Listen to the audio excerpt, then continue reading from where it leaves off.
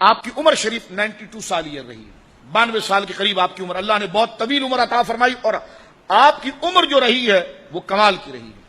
آپ کے دور مبارکہ کے اندر جتنی تحریک اسلام کو گرانے کے لیے اٹھی تھی، اس وقت آپ خود ایک یونیورسٹی تھے۔ یہ کتابوں میں درج ہے، جس گاؤں میں آپ جاتے گاؤں کا گاؤں کلمہ پڑھتا تھا۔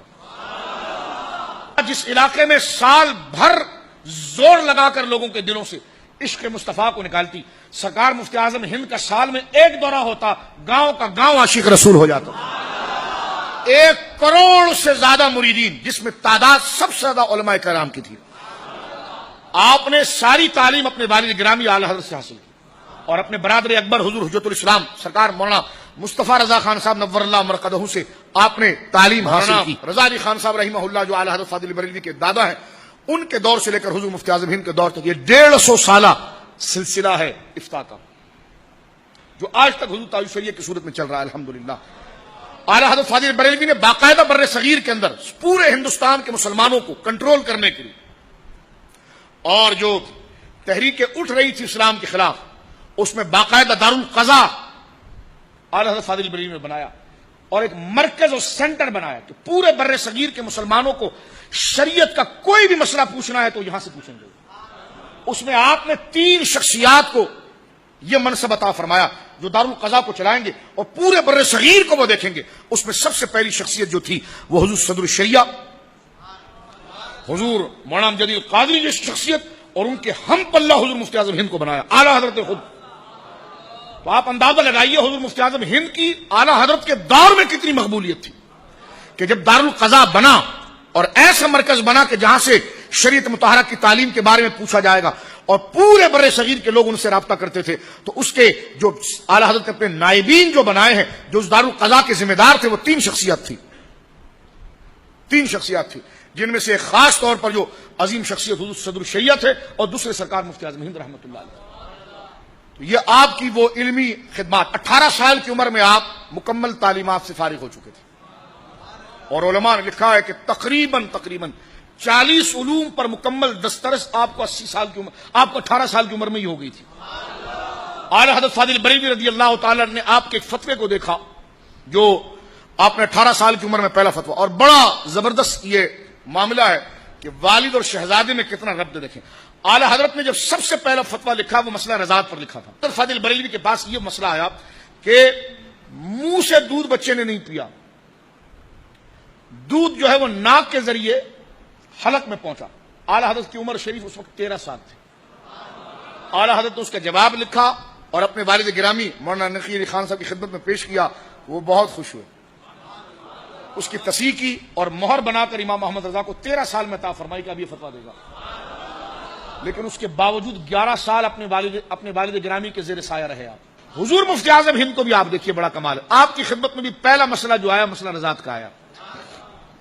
جس طرح اعلی حضرت نے بغیر کسی کتاب کی معاونت کے آپ نے جواب لکھا تھا، اسی طرح حضرت مفتی اعظم ہند نے بھی پہلا جواب جو تحریر فرمایا، وہ بغیر کسی کتاب کی معاونت سے آپ نے جواب لکھا، اور یہ جواب اعلی حضرت فاضل بریلوی کی خدمت میں پہنچا تو اعلی حضرت نے بہت پسند فرمایا، اور بلا کر صدر الشریعہ سے کہا کہ مہر تیار کی جائے مولانا مصطفیٰ رضا خان صاحب کے لیے، اور آپ کا پورا نام محی الدین ابو البرکات مصطفیٰ رضا نوری برکاتی کر کے پوری مہر فاضل بریلوی نے اپنی موجودگی میں تیار کرا کر مفتی اعظم ہند کے حوالے کری کہ اب مولانا مصطفیٰ رضا جو ہیں یہ بھی فتویٰ دیا کریں گے۔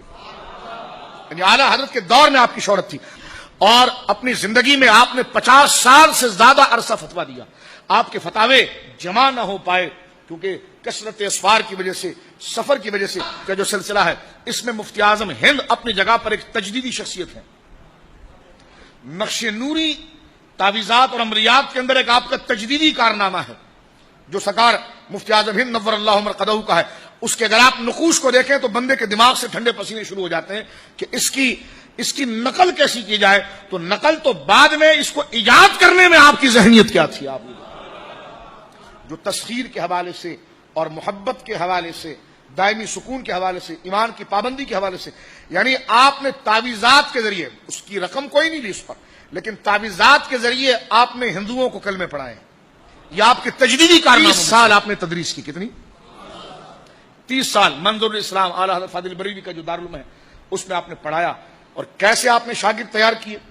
اس میں سب سے بڑے شاگردوں میں ایک شاگرد ہیں شیر بشائل سنت مولانا حشمت علی خان صاحب. انہوں نے اعلیٰ حضرت سے تو پڑھا ہے لیکن ان پر جو رنگ چڑھا ہے وہ سرکار مفتی اعظم ہند کا چڑھا. مولانا سردار احمد خان صاحب رحمہ اللہ لائل پور فیصل آباد، یہ آپ کے تلامذہ میں سے ہیں. حضور شریف الحق امجدی صاحب رحمہ اللہ یہ آپ کے تلامذہ میں سے. فتاوی مصطفیہ کے جلد کو ہٹا دیا جائے یا صرف فتاوی مصطفیہ کے کسی فتوے کی عکس کو لے کر کسی مفتی کو دیا جائے تو وہ یہی کہے گا کہ یہ اعلیٰ حضرت نے تحریر کیا ہے. یعنی مزاج اتنا پختہ ہے کہ اعلیٰ حضرت کے لکھنے کا انداز اور مفتی اعظم ہند کے لکھنے کا انداز بالکل ایک جیسا نظر آتا ہے. وہ استدلال کے طریقے ہیں، وہی عبارتوں کا تسلسل ہے اور وہی زور بیانی ہے. اور کسی مسئلے کے لیے جب نقد فرماتے ہیں تو نقد برائے تعمیر کا ایسا انداز ہے کہ بندہ ہائے ہائے کرتا رکھ جاتا ہے کہ جو اس مسئلے سے، جو فقہ سے اور افتاء سے تعلق رکھتا ہے. میں یہ سمجھتا ہوں کہ آپ کا یہ شاہکار جتنا جمع ہو سکا وہ ہوا فتاوی مصطفیہ کے نام سے، جو ایک جلد مجلد ہمارے پاس موجود ہے جو باقاعدہ چھپ گئی ہے. اس کو دیکھنے سے پتا چلتا ہے کہ سرکار مفتی اعظم ہند رضی اللہ تعالی عنہ کو نظریاتی، یعنی جو نظریات سے متعلق فتاوی ہیں، کیونکہ بے شمار مفتی ایسے ہوتے ہیں کہ وہ نماز، روزہ، زکوٰۃ، حج، تجارت پر تو لکھ سکتے ہیں لیکن عقیدے پر ان کا قلم اتنا جمتا نہیں ہے. کیونکہ میری خود فیلڈ عقیدے کو زیادہ پڑھنے کی ہے. اعلیٰ حضرت ایک واحد شخصیت ہے اور ان کے بعد مفتی اعظم ہند. ان کے فتاوی میں اگر آپ علم کلام کو پڑھیں، عقیدے کو پڑھیں تو آپ کہیں اس سے بہترین گفتگو عقیدے پر ہو ہی نہیں سکتی. یعنی کسی مسئلے کا جواب جو مسئلہ عقیدے سے متعلق تھا، فروع سے نہیں تھا، لکھا تو ایسا لکھا کہ ان سے بڑا مناظر کوئی نہیں تھا. پوری زندگی آپ کی تقویٰ و طہارت کے ساتھ، تعلیم بھی تقویٰ و طہارت کی اور اپنے جسم کے، یعنی اپنی ادائیں بھی جو ان کی تھی. علماء صرف دیکھتے تھے کہ حضور مفتی اعظم ہند وضو کیسے کرتے، حضور مفتی اعظم ہند نماز کیسے پڑھتے ہیں، حضور مفتی اعظم ہند چلتے کیسے. یعنی وہ علم، وہ فقہ صرف قلم اور کاغذ تک محدود نہیں تھا، وہ آپ کی اداؤں میں تبدیل ہو گیا تھا، آپ کی اداؤں میں. اور آپ کا نعتیہ دیوان اگر آپ دیکھیں تو غالب بھی شرما جائے جس انداز میں آپ کے اردو ادب میں اللہ نے آپ کو ملکہ عطا فرمایا. اور اس میں جو عربی کلام آپ نے لکھے ہیں اس کو اگر بندہ دیکھے تو یقیناً میں تو صرف میں کیا کہوں اور میری جیسے بیکار آدمی کی کیا حیثیت ہے کہ مفتی اعظم ہند رضی اللہ عنہ کے بارے میں کہیں. میرے شیخ نے، جن کا نظیر یقیناً کوئی نہیں ملتا، انہوں نے یہ جملہ کہا ہے کہ مفتی اعظم کا ذرہ کیا بنا اختر رضا.